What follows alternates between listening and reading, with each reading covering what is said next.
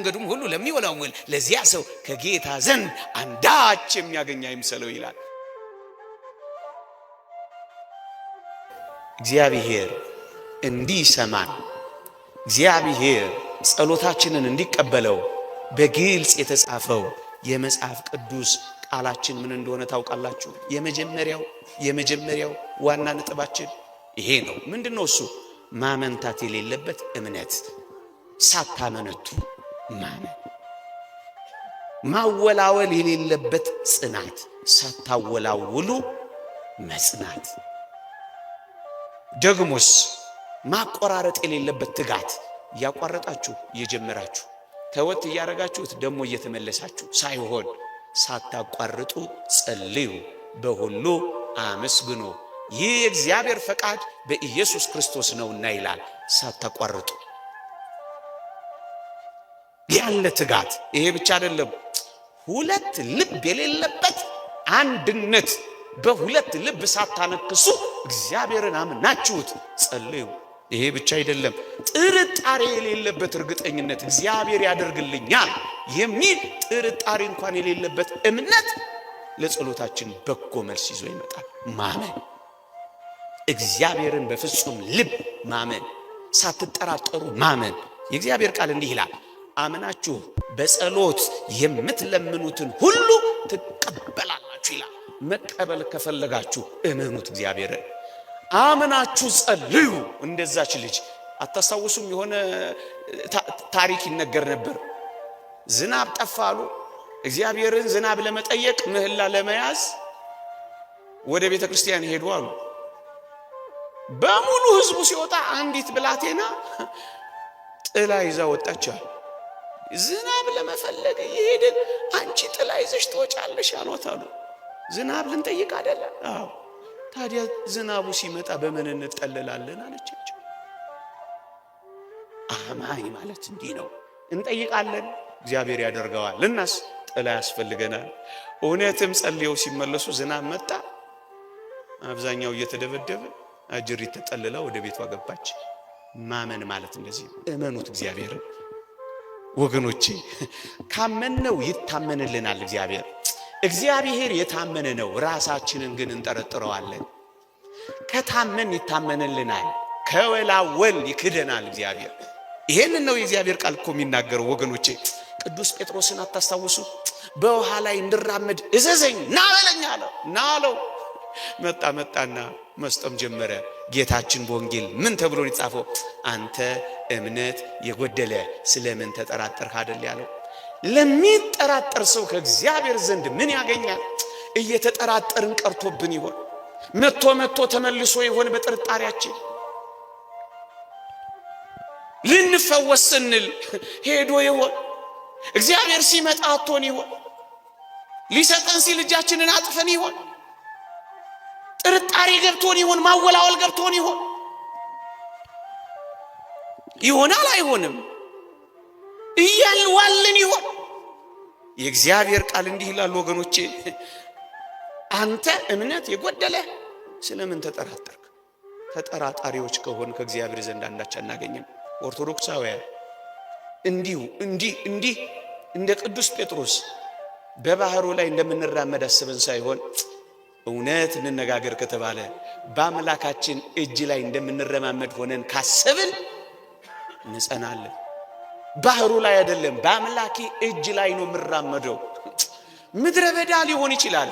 በምድረ በዳ ውስጥ በእግዚአብሔር እርሾች መካከል ነው የሚሄደው። ውሃ የሌለበት በረሃ ሊሆን ይችላል። አምላኬ ምንጭ የሚሆንበት ጭንጫ አለው፣ በሱ ውስጥ ነው የሚሄደው ብላችሁ ካመናችሁ እግዚአብሔር ያድናል። ይሄው በቅዱሳት መጻሕፍት በሙሉ የተጻፈው ይሄ አይደለምን? ላስታውሳችሁ እስኪ። ከእናንተ አስቀድሞ የነበሩትን እዩ። በእግዚአብሔር አምኖ ያፈረ ማን ነው? አብርሃም ነውን? እርሱንስ በመፍራት መከራውን ታግሶ በመከራ እንደጣለው የቀረ ማን ነው? ኢዮብ ነውን? ለምኖትስ ቸል ያለው ማን ነው ይላል እግዚአብሔር ቃል መጽሐፈ ሲራክ ምዕራፍ 2 ቁጥር 10። ለምኖት ቸል ያለው ከሌለ እኔና እናንተ ብንለምነው እግዚአብሔር ቸል ይለናል። የነሱ አምላክ የኛ አምላክ አይደለም። እኛ በምክባር ደከምን፣ በሃይማኖት እኮ አንድ ነን። ኦርቶዶክሳውያን ለምኖት ቸል ያለ የለም። ግን እኛ እንመነው፣ አምነነው እንለምን። አትጠራጠሩ እንዳትጠራጠሩ ኦርቶዶክሳውያን። የእግዚአብሔር ቃል እንዲህ ይላል፣ ከእናንተ ግን ማንም ጥበብ ቢጎለው ሳይነቅፍ በልግስና ለሁሉ የሚሰጠውን እግዚአብሔርን ይለምን። ነገር ግን በምንም ሳይጠራጠር በእምነት ይለምን። የሚጠራጠር ሰው በነፋስ የተነቃነቀ የባህር ማዕበል ይመስላልና ሁለት ሐሳብ በመንገዱም ሁሉ ለሚወላውል ለዚያ ሰው ከጌታ ዘንድ አንዳች የሚያገኝ አይምሰለው ይላል። አንዳች እናገኝም።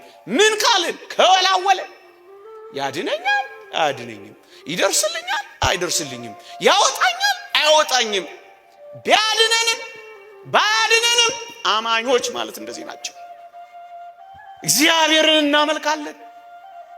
ሞትም ቢሆን ከሱ ጋር እንሞታለን፣ ሕይወትም ቢሆን ከሱ ጋር ሕይወት ይኖረናል፣ እናገኛለን። ይሄ ነው አለማወላወል ወገኖቼ። እምነት ማለት ይሄ ነው ወገኖቼ። ሁለተኛው አንደኛው በእምነት አምናችሁ በጸሎት የምትለምኑትን ሁሉ ትቀበላላችሁ። መቀበል ከፈለጋችሁ እመኑት። አንድ ዝርዝር ጉዳይ ያለው ሰዓት እንዳይወስድብኝ ነው። ሁለተኛ እንደ እግዚአብሔር ፈቃድ ለምኑት። እንደ እግዚአብሔር ፈቃድ እንለምነው። ኦርቶዶክሳውያን የእግዚአብሔር ቃል ግልጽ ነው በዚህ ጉዳይ ላይ የሚናገረው። ምን ይላል? በእርሱ ዘንድ ያለን ድፍረት ይህ ነው፣ እንደ ፈቃዱ አንዳች ብንለምን ይሰማናል። ለዚህ እኮ ነው ፈቃድ ይሁን ወይ ይኩን ፈቃድ ከሚለው ቃል እንደ ፈቃዱ እንለምን። እንደ ፈቃዱ ይኸውላችሁ፣ የምንለምነው እንደሚሰማን ብናውቅ ከእርሱ የለመነው ልመና እንደተቀበል እናውቃለን። መቀበል ከፈለጋችሁ ልመናችሁን እንደ እግዚአብሔር ፈቃድ አቅርቡት። የእግዚአብሔር ፈቃድ ምንድን ነው? የእግዚአብሔር ፈቃድማ የእግዚአብሔር የባህሪው መገለጫ ነው። የእግዚአብሔር ባህሪ የሚገለጥበት አንዱ መንገድ የእግዚአብሔር ፈቃድ ነው። ኦርቶዶክሳውያን የእግዚአብሔር ፈቃድ ምንድን ነው? እግዚአብሔር ቸር ነው፣ የባህሪው መገለጫ። የእግዚአብሔር ባህሪ ምንድን ነው? ቸር ነው። የእግዚአብሔር ባህሪ ምንድን ነው? ደግ ነው። የእግዚአብሔር ባህሪ ምንድን ነው? መሐሪ ነው። ቸርነቱን፣ ምህረቱን፣ ደግነቱን፣ ቅድስናው ይሄ የእግዚአብሔር ፈቃድ ነው ወገኖቼ። ይሄን ፈቃድ እያሰብን ከለመን ነው እንቀበላለን። ምንድን ነው የእግዚአብሔር ፈቃድ? ኦርቶዶክሳውያን አስቀድማችሁ የእግዚአብሔርን ጽድቁንና መንግስቱን እሹ፣ ሌላ ሁሉ ይጨመርላችኋል። ጽድቁን የሚሻ መንግስቱን የሚፈልግ ይህ የእግዚአብሔር ፈቃድ ነው። ኦርቶዶክሳውያን ከዚህ ዘለል ሌላውን ብንፈልግ አንቀበልም። ለምን? ፈቃዱን መጀመሪያ ፈቃዱን መፈለግ። ሁለተኛስ ሌላ ፈቃዱ ምንድን ነው? የእግዚአብሔር ፈቃድ ይህ ነው፣ እርሱም መቀደሳችሁ ነው ይላል። ስለ ቅድስናችን፣ ስለ ጽድቅና ስለ ዘላለማዊ ሕይወታችን፣ ስለ መቀደሳችን ይህ የእግዚአብሔር ፈቃድ ነው። ኦርቶዶክሳውያን ሌላስ ፈቃዱ ምንድን ነው? ሳታቋርጡ ጸልዩ፣ በሁሉ አመስግኑ፣ ይህ የእግዚአብሔር ፈቃድ በክርስቶስ ኢየሱስ ነውና ይላል። በሁሉ ማመስገን፣ ሳናቋርጥ መጸለይ ይህ የእግዚአብሔር ፈቃድ ነው። ይህ የእግዚአብሔር ፈቃድ ነው። ኦርቶዶክሳውያን ፈቃዱን ለማወቅ በቅዱሳት መጻሕፍት የተጻፉትን የማይፈቅደውን ነገር መተው ነው። ወደ እግዚአብሔር ፈቃድ የምንደርሰው የማይፈቅደውን ነገር በመተው ነው። ሳንተው እንዴት ይሆናል ወገኖቼ?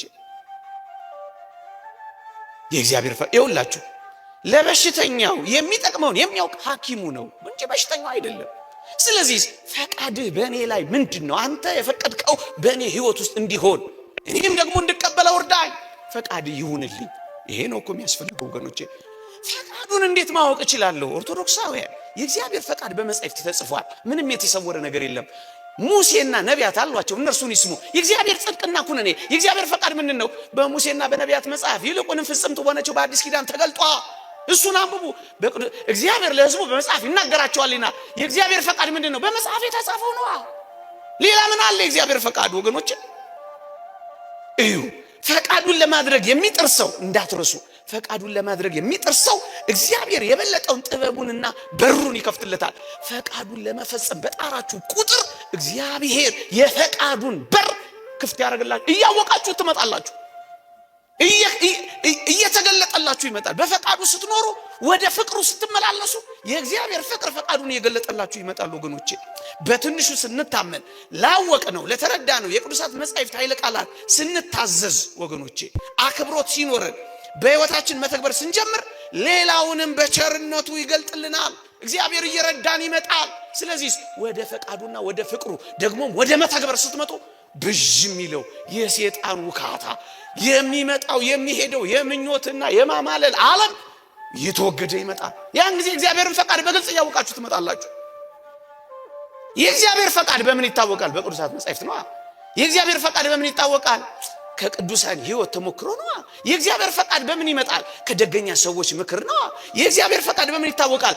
እግዚአብሔርን በመውደድ ውስጥ ነው። ወገኖቼ እግዚአብሔርን በጣም እየወደዳችሁት በጣም እያፈቀራችሁ ስትመጡ ፈቃዱ ሁሉ ሕይወታችሁ ይሆናል። እሱ ያልፈቀደውን ነገር አታደርጉ። ፈቃዱ ገንዘባችሁ ይሆናል። ፈቃዱ የሚመራችሁ ይሆናል። ለዚህ ነው ነብዩ ዳዊት አንተ አምላኬ ነህና ፈቃድህን ለማድረግ አስተምረኝ፣ ቅዱስ መንፈስን በጽድቅ መንገድ ይምራኝ ይላል። መንፈስ ቅዱስ ይመራችኋል። እግዚአብሔር የጽድቅን መንገድ ያሳያችኋል። ፈቃዱን እጃችሁን እየመራ ያስተምራችኋል። ግን ለፈቃዱ ማዘንበል ግን አለባችሁ። በምን እንጸልይ? እንደ ፈቃዱ በእርሱ ዘንድ ያለን ድፍረት ይህ ነው። እንደ ፈቃዱ ብንለምን ይሰማናል። መቀበል ትፈልጋላችሁ? እንግዲያውስ እንደ እግዚአብሔር ፈቃድ እየኖራችሁ እንደ እግዚአብሔር ፈቃድ እየተመላለሳችሁ ጽድቅንም እያደረጋችሁ ለምኑት። እግዚአብሔር ሲያደርግ ታዩታላችሁ። ሶስተኛ እየሰማችሁኝ ነው? ሶስተኛ እግዚአብሔር ጸሎታችንን እንዲሰማ ደግሞም እንዲቀበለው ምን እናድርግ ካላችሁኝ፣ አንደኛ በእምነት፣ ሁለተኛ እንደ ፈቃዱ በመመላለስ እንደ ፈቃዱ በመለመን፣ ሶስተኛ በፍቅር የማይደረግ ነገር ሁሉ እግዚአብሔር አይቀበለውም። ወገኖች እንኳን የኔና የናንተን ጸሎት ስጋችንን ለእሳት አሳልፈን እንኳን ብንሰጥ ፍቅር ግን ከሌለን ያቃጠልነው ስጋችን እንኳን ለከንቱ ይሆናል ይላል ቅዱስ ጳውሎስ። ስጋን እንኳን እግዚአብሔር ያሳያችሁ ጸሎትማ እንዴ! ስለዚህ ምን ይሁን? በፍቅር ይሁና። በፍቅር እዩ። ዮሐንስ ዘአስዩት የተባለ አባት ንጹህ ጸሎት ምንድነው ተብሎ ሲጠየቅ ምን አለ መሰላችሁ? እንዲህ ይላል፣ እግዚአብሔርን በመውደድ ለዓለም መሞት ነው ንጹህ ጸሎት አለ። እግዚአብሔርን በመውደድ ለዓለም ስንሞት ዓለም በእኛ ውስጥ ሕይወት ስታጣ ያን ጊዜ ንጹህ ጸሎተኞች መሆን እንችላለን ይላል። እግዚአብሔርን በመውደድ ላይ ነው የተመሰረተው። አያችሁ፣ የምትጸልዩት ለጥቅም ሳይሆን ለፍቅር ይሆናል። አምጣ አይደለም ማመስገን ትጀምራላችሁ። ንብረት ማስጠበቂያ፣ ሀብት ማፍሪያ፣ ጠላት መጉጃ አታረጉትም። ለነፍስ ጥቅም፣ ለእግዚአብሔር ፍቅር መንበርከክ ትጀምራላችሁ። ያን ጊዜ መልስ ታገኛላችሁ ወገኖቼ፣ መልስ ታገኛላችሁ። ለመቀበል ሳይሆን የምትጸልዩት ራሳችሁን ለመስጠት ይሆናል። ምክንያቱም ግንኙነታችሁ የሚሆነው ከመውደዱና ከፍቅሩ ጋር ብቻ ይሆናል። ፍቅሩ ጋር ብቻ ይሆናል። ኦርቶዶክሳውያን ይኸውላችሁ፣ በጣም ከወደዳችሁት ከምትወዱት ሰው ጋር ሁሉ ጊዜ መኖር ትፈልጉ የለ? አዎ፣ በጣም ስትወዱት ሳታናግሩት መዋል፣ ሳታናግሩት ማምሸት አትችሉ። ሳታናግሩ አይነጋም። ዳዊትን ተመልከቱት። እግዚአብሔርን በጣም ስለሚወደው መብልና መጠጥ ውስጥ እንኳን ሳይቀር እያነባና ያለቀሰ ከመጠጡና ከመብሉ ጋር እንባውን ይደባልቅ ነበር። በነብዩ አሞጽና በነብዩ በኢሳይያስ ዘመን እንደነበሩት ነገስታት በዝሆን ጥርስ የተለበጠ አልጋ ላይ አልነበረም የሚተኛው ቅዱስ። ይህቺም አልጋ በዝሆን ጥርስ የተለበጠች አልጋ አይደለችም እና በምንድነው? በዳዊትም ባይተለበጠች አልጋ ላሳያችሁ ይላል። ሌሊቱን የት ነው የምናድረው ክርስቲያኖች? የት ነው የምናድረው? እዩት፣ ሀገር ያስተዳድራል፣ ህዝብ ይመራል፣ ጦርነት አለበት፣ የቤተ እግዚአብሔር ስራ አለበት። እንደ ዛሬ ካሰባችሁት እኮ ቢዚ ነው። ግንስ መብልና መጠጥ ውስጥ እንኳን ሳይቀር እንባውን የሚደባልቅ ፍሩና የሚፈራና ድንጉጥ ሰው ነው። እግዚአብሔርን የሚወድ ሰው እንደዚህ ነው። ካፉ አይለየውም፣ ከልቡ አይነጥለውም፣ ሁሉ ጊዜ ያወራዋል። ምክንያቱም እግዚአብሔርን ይወደዋል። ከምትወዱት ሰው መለየት አትፈልጉም አይደል? ስትወዱት መለየት አትፈልጉም፣ ታናግሩታላችሁ። እያንዳንዱን የጸሎት ጊዜያት መጠቀም ትጀምራላችሁ። በእያንዳንዱ የጸሎት ጊዜያት ውስጥ እግዚአብሔርን ታገኙታላችሁ፣ ትቀምሱታላችሁ፣ ታጣጥሙታላችሁ። ማቋረጥ አትፈልጉም። አባቶቻችንን ተመልክቷቸው ከእግዚአብሔር ጋር መነጋገርን እንዳያቋርጡ ደቀ መዛሙርቶቻቸውን ዝም ይሏቸው ነበር፣ ሳይለንት ያደርጓቸው ነበር። ማቋረጥ አይፈልጉም። ያዝኑ ነበር ሰው ሲያቋርጣቸው። እናንተ ስትመጡ እኮ የእግዚአብሔር መልአክ ሄደብኝ ብለው ያዝኑ ነበር አባቶቻችን። ታያችሁ፣ ፍቅር ሲኖር እኮ እንደዚህ ነው የሚሆነው። እግዚአብሔር ፍቅር ነው ታውቃላችሁ። ደግሞ ሌላኛው ሐሳብ እግዚአብሔር ፍቅር ነው ታውቃላችሁ። ፀሐይን አውጥቶ ብርሃንን ሲሰጥ ለኃጥኡም ለጻድቁም፣ ለአማኒውም ለመናፍቁም፣ ለጠላትም ለወዳጅም እግዚአብሔር ብርሃንን ሁሌ ያወጣል። ፍቅር ማለት እኮ ይሄ ነው። ምንጮች ከውሃ ሲያወጣ ለሚያምንም ለማያምንም ለገባውም ለወጣውም ለወዳጅም ለጠላትም እግዚአብሔር ያወጣ። ፍቅር ማለት ይሄ ከሆነ የተወደዳችሁ ምእመናን ፍቅር ከልባችሁ ሆኖ እግዚአብሔር እንዲሰማችሁ ከፈለጋችሁ እንዲህ አድርጉ። አባቶቻችን ትምህርት ነው። የሚጠሉንን እየወደድን ለሚያሳድዱን እየጸለይን የሚረግሙንን እየመረቀን ከጸለይን እግዚአብሔር ይቀበለዋል። ምክንያቱም እሱ የኖረው እንደዚህ ነው። እሱ ያሳለፈው ይህን መከራ ነው። ፍለጋውን ይዘን ዳናውንና ኮቴውን ተፈልገ መኖር ከጀመር እንዴት አድርጎ እንደሚቀበለው ተመልከቱ።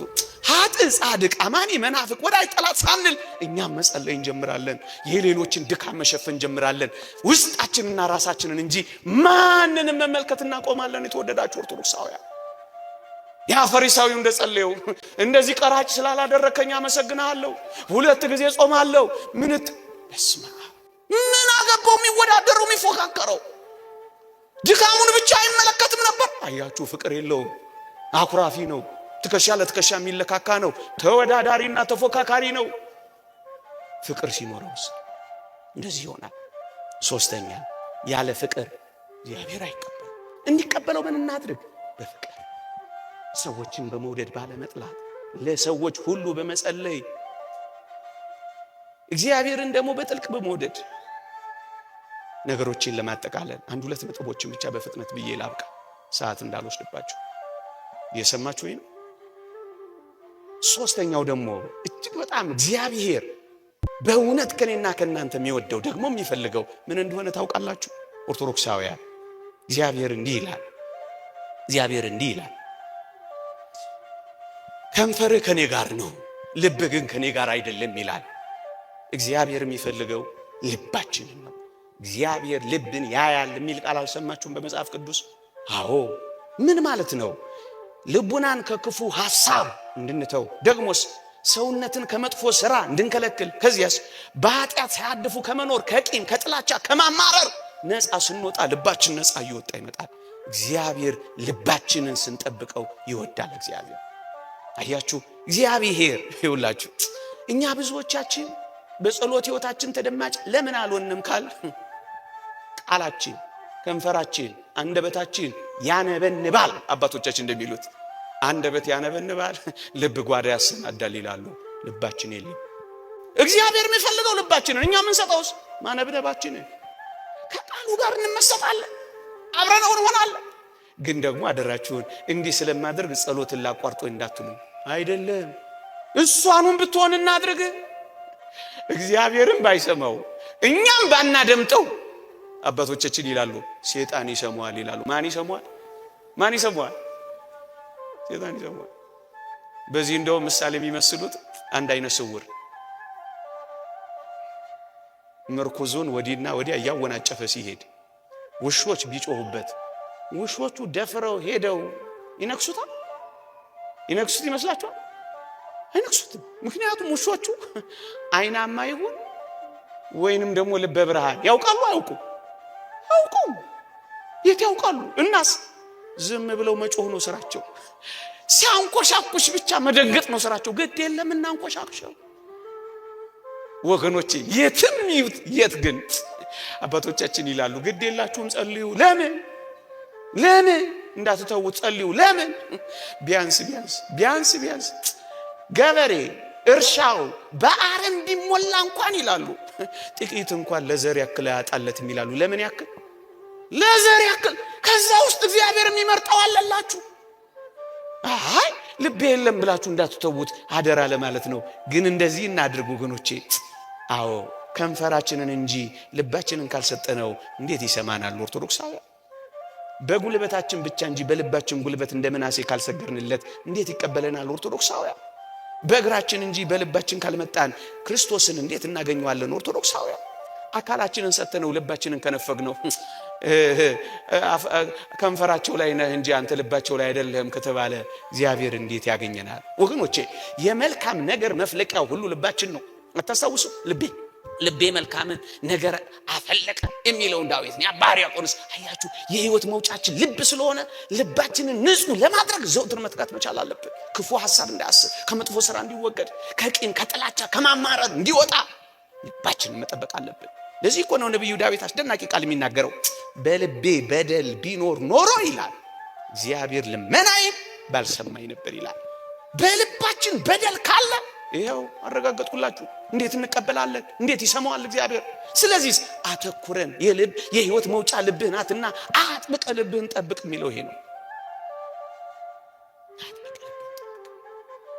በመጨረሻ ሳልናገረው አንድ ሁለት ነጥብ ይቀራል። እኔ እቺን ብቻ ልዝጋባት፣ እቺን መዝጊያ ላድርጋት። ይኸውላችሁ እግዚአብሔር እጅግ በጣም የሚመለከተው ሰው፣ እግዚአብሔር ጸጋ የሚሰጠው ሰው ምን አይነት ሰው መሰላችሁ? መጽሐፍ ቅዱስ ላይ በግልጽ ነግሮናል ጌታችን። ቅዱሳን ሐዋርያትን መስክረዋል። እግዚአብሔር ትዕቢተኞችን ይቃወማል፣ ለትሑታን ግን ምን ይሰጣል? ጸጋን ይሰጣል። ስሙ፣ እግዚአብሔር እንዲሰጣችሁ ትፈልጋላችሁ? በዘረጋችሁት እጃችሁ መቀበል ትፈልጋላችሁ? እንግዲያውስ ትሑታን ሁኑ። ትሑታን ናቸው ከእግዚአብሔር የሚቀበሉት ወገኖቼ። ኩራት በልባችሁ አይኖር። በኩራት አይደለም በልብ ማዋረድ አግኙት። ኦርቶዶክሳውያን በከፍታ አይደለም በዝቅታ ተገናኙት። ኦርቶዶክሳውያን በመኮፈስ አይደለም ትንፍስ በማለት አግኙት። ልታይ በማለት አይደለም በመደበቅ አግኙት። ትዕቢተኛ መሆን እንደ ሰይጣን፣ ትሁት መሆን ግን እንደ ጌታችን ነው ኦርቶዶክሳውያን። ለዚህ እኮ ነው ሰይጣን ያልዳነው። አሁንም ቢሆን ከእግዚአብሔር ጸጋን መቀበል የምትፈልጉ በጸሎት በዋናነት በትህትና የምትቀርብ ጸሎት እንደማል ቅድም እንደነገርኳችሁ እንደዛ እንደቀራጩ ነው መጸባሃዊው ምንድነው ያደረገው አታስታውሱ? እንዲህ ያደርግ ነበር ይላል መጽሐፍ ቅዱስ የሉቃስ ወንጌል ምዕራፍ 18 ቁጥር 14 ላይ ራሱን ከፍ የሚያደርግ ሁሉ ይዋረዳልና ይልና ራሱን ግን የሚያዋርድ ከፍ ይላል ይላል። ያኛው እኔን ኃጢአተኛውን ማረኝ እያለ ደረቱን ይረቃል። ያኛው ደግሞ 2 ቀን በሳምንት ጾማለሁ እንደዚህ ፈሪሳዊ ስላላደረከኝ እያለ ያኛው ራሱን ከፍ አደረገ። እስ ራሱን ዝቅ አደረገ። ከዚህኛው ይልቅ ይሄኛው ጸድቆ ገባ ወደ ቤቱ ይለናል ወንጌላችን። እንዲቀበላችሁ ከፈለጋችሁ ሁሉ ጊዜ የትህትናን አዋቂ ትህትና ምንድነው? አዋቂ ሲሆኑ እንዳላዋቂ መኖር ነው። ከብረው ሳሉ በተዋርዶ ራስን ዝቅ ማድረግ ነው። ትሩፋት እየሰሩ እንዳልሰሩ መሆን ነው። እየሆናችሁ አይደለሁም ማለት ነው ትህትና ወገኖቼ። እየቻላችሁ አልችልም ማለት ነው። እኩል ሆናችሁ ዝቅ ማለት ነው። ፓትርያርክ ሽኖዳ እንደተናገሩት ከወንድሞች ጋር እንደ ልጅ ከልጆች ጋር እንደ ወንድም ሁን። ከጓደኞች ጋር ዝቅ ብለህ ዝቅ ካሉት ጋር ደግሞ አብረህ እንደ ወንድም ሆነ ኑር። እንደዚህ ካረከው ነው ሰይጣን የምታሸንፈው። ኦርቶዶክሳውያን ሰይጣን በትህትና ፊት መቆም አይችልም። አባ መቃሪዎስን አልሰማችሁ? ሰይጣን መጣና ምን አለው? አንተ አትበላም እኛም አንበላም፣ አንተ አትጠጣም እኛም አንጠጣም፣ አንተ አትተኛም እኛም አንተኛም፣ አልቻልንህም አለው። በተጋለሊት አይተኙም አጋንንት ታውቋቸዋላችሁ። እሱም አይተኛም አይበላ አይበሉ እኩል ሆኑ፣ ግን አልቻልንህም አሉት። ስለምንድን ነው ያልቻላችሁኝ አላቸው። በትህትና ነው ያልቻልን። እናንተ ኦርቶዶክሳውያን ከዚህ በላይ ሰይጣንን ማሸነፊያ መንገድ ያለ ይመስላችኋል? የለም። ትህትና የሰይጣንን ትዕቢት ያዋርደዋል ይላል መጽሐፍ መነኮሳት። እንዲዋረድ ከፈለጋችሁ ትሑታን ሁኑ። ጌታችን እንዲሆን ነው ያዳነን። እናንተ መዳን ከፈለጋችሁ ትሑታን ብቻ ሁኑ። ትዕቢትን አስወግዱ። እግዚአብሔር በጸሎቴ እንዲመለከተኝ፣ እግዚአብሔር በድካሜ እንዲረዳኝ ፈልጋለሁ ካላችሁ እንግዲያውስ በትህትና እንኑር። እንግዲያውስ በትህትና ክርስቶስን እንምሰለው። እንግዲያውስ ወደ ክርስቶስ በትህትና እንቅረብ። ይሄ ነው እኮ የሚያመለክተው የእግዚአብሔር ቃል። እንዲህ ይላል፣ ወደዚህ ትሁት። ወደ ማን ነው እግዚአብሔር የሚመለከተው?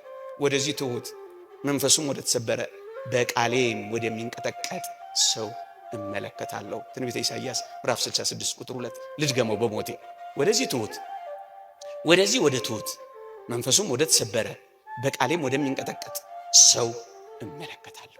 እግዚአብሔር እንዲመለከተን ትሁትን ሆን እንንቀጥቀጥ፣ እንፍራ፣ እንደንግጥ፣ እግዚአብሔርን እናክብረው። በትህትና ከኖር እግዚአብሔር ይመለከተናል፣ እግዚአብሔር ይቀበለናል፣ እግዚአብሔር ይሰማናል፣ እግዚአብሔር ይመልስልናል፣ እግዚአብሔር ይደርስልናል፣ እግዚአብሔር ያወጣናል፣ እግዚአብሔር እጆቹን ይልክልናል፣ እግዚአብሔር በክንዶቹ ያሳርፈናል። ትሁታን ስንሆን አባ እንጦንስ እንደ መጋዝ ያለ ሹልሹል ያለው ምእመናን ወደ ሰማይ ሲጓዙ አንዳንዶቹን እየቦተረፈ ሲያስቀራቸው፣ ብዙዎቹን ነው እንጂ ምን አንዳንዶቹ ግን እየጠፉ ሲያልፉት ተመለከተና ተንበርክኮ ማልቀስ ጀመረ ይላል አባ እንጦንስ። ጮክ ብሎ ጌታ ሆይ ከዚህ መከራ፣ ከዚህ ስቃይ፣ ከዚህ ጉንተላ፣ ከዚህ ውጊያ ማን ይድና ብሎ ጮኸ ይላል መጽሐፍ ቅዱስ። እግዚአብሔርም ድምፅ አሰማው፣ ትሑታን ይድናሉ አለው። ምኖች ይድናሉ? ምኖች? እግዚአብሔር እንዲሰማችሁ ትፈልጋላችሁ? ትሑታኑ። እግዚአብሔር እንዲታረቃችሁ ታረቁ። የእግዚአብሔር ቃል እንዲህ ይላል። አባቶቻችን ይሉ ይላል ሳል ይዞ ስርቆት፣ ቂም ይዞ ጸሎት የለም። እዚህ ውስጥ መሰማት የምትፈልጉ ሁሉ ታረቋ። ያኮረፋችሁትን ታረቋ። የያዛችሁትን ቂም ጣሏ። ፍርድ ቤት የቆማችሁበትንም ቢሆን ተዋ። ለመጋደል የምታስቡ በይቅርታ ተመለሷ። እግዚአብሔር ይቅር እንዲላችሁ ይቅር በሏ። እንዲመራችሁ ማሯ። እንዲተውላችሁ ተዋ። እንዲሰማችሁ ታዘዟ። የእግዚአብሔር ቃል ነው የሚለው፣ እኔ አይደለሁም የምለው። እግዚአብሔር ታራቂ ነው። እኛ ስንታረቅ ነው የሚሆነው። እንዲህ ይላል፣ እንግዲህ መባህን በመሰዊያ ላይ ብታቀርብ፣ በዚያም ወንድምህ አንዳች በአንተ ላይ እንዳለው ብታስብ፣ በዚያ በመሰዊያ ፊት መባህን ትተህ ሂድ። አስቀድመህ ከወንድም ጋር ታረቅ፣ በኋላ መጥተህ መባህን አቅርብ። ጸሎታችሁ እንዲሰማ ቅድመ እግዚአብሔር እንዲደርስ ደግሞም አድርጎ መልስ እንዲያመጣ ትፈልጋላችሁ? ከወንድሞቻችሁ ጋር ታረቁ። ቂማችሁን አስወግዱ። ጥላቻችሁን ተዉ። ግፍ መስራታችሁን አቁሙ። መወዳደራችሁንና መገዳደራችሁን አስወግዱ። ታረቁ። እግዚአብሔር ይታረቀናል። ይቅር በሉ። እግዚአብሔር ይቅር ይለናል። በፍቅር አንድ ሁኑ። ከእግዚአብሔር ጋር በፍቅር አንድ እንሆናለን። ዮሐንስ አፈወርቅ ሊቁ እንዳለው ምን ይላል? እግዚአብሔር ጸሎታችሁን እንዲሰማችሁ መጀመሪያ እናንተ እሱን ስሙት ይላል። መሰማት ከፈለጋችሁ እግዚአብሔር የሚላችሁን ስሙት። ምን ይላል እግዚአብሔር? ትንቢተ ሆሴዕ ምዕራፍ 6 ቁጥር 6 ከመስዋዕት ይልቅ ምሕረትን ከሚቃጠል መስዋዕት ይልቅ እግዚአብሔርን ማወቅን እወዳለሁ። ከመስዋዕታችሁ በፊት ምሕረትን ከሚቃጠል መስዋዕት በፊት እግዚአብሔርን ማወቅን እወዳለሁ። ይቆየን። የእግዚአብሔር ቸርነት፣ የእመቤታችን አማላጅነት፣ የቅዱሳን በረከት ረድኤት አይለየን። ሰምተን ለመጠቀም እግዚአብሔር ይርዳን። አሜን።